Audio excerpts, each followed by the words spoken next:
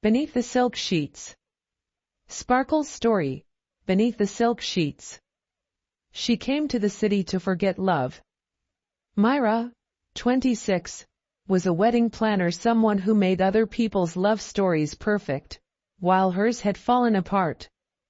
Heartbroken and exhausted, she checked into a 5-star hotel alone, hoping for silence and sleep. But destiny had other plans. On the same floor, in room 806, stayed Keon, a travel writer with eyes full of adventure and a voice that felt like velvet. He had a quiet charm, a calm confidence, and a smile that made time slow down. They met by accident, literally, when Myra spilled her coffee in the elevator. Keon laughed, helped her clean it up, and offered to walk her to her room.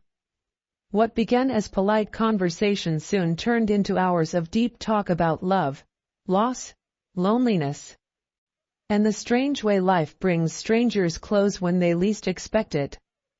That night, rain whispered outside, and the city lights blurred behind the glass. Inside her room, with candles flickering and jazz music playing low, they stood close, too close. "I don't usually do this," she whispered, her voice trembling slightly. "Neither do I," he said, brushing his fingers along her wrist. "But something about you feels right." Their kiss was slow, soft, full of questions and promises. Clothes fell gently to the floor. Skin met skin, not in haste, but in hunger. Beneath the silk sheets, their bodies moved like poetry. Every touch was deliberate. Every breath, a secret. Myra felt her walls falling, piece by piece, as Keon explored her not just physically, but emotionally. It wasn't just sex. It was healing. She cried softly after, not because she was sad but because, for the first time in a long time, she felt seen. Keon didn't ask for forever. He just held her, kissed her forehead, and whispered, "Sometimes one night can mean everything." Revolving Hearts Part 2.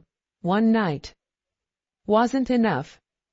It had been 3 months since that night in the hotel room.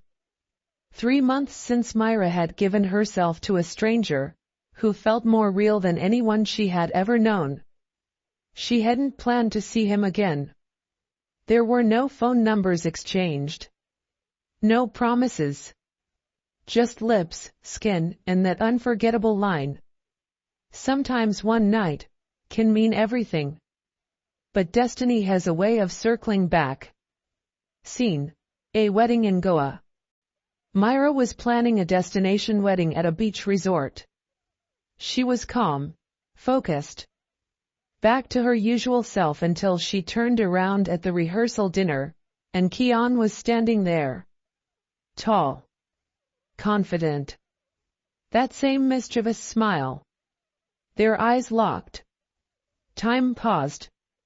He walked up to her, leaned close, and whispered, "You're still the most beautiful thing I never got to keep." She exhaled sharply. Her heart raced.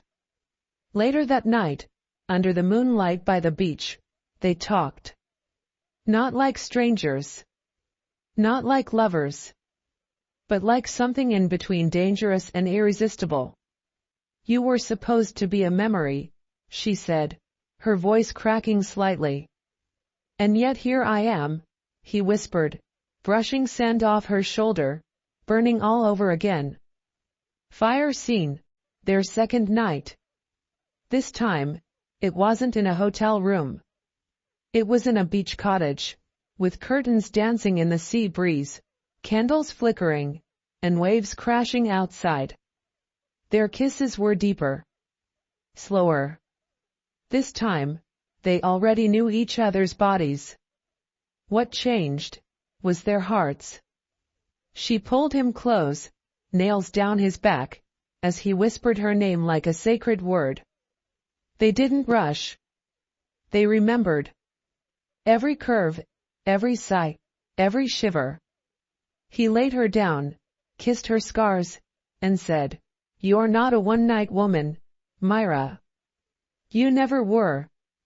And this time, she believed it. Hibiscus morning after.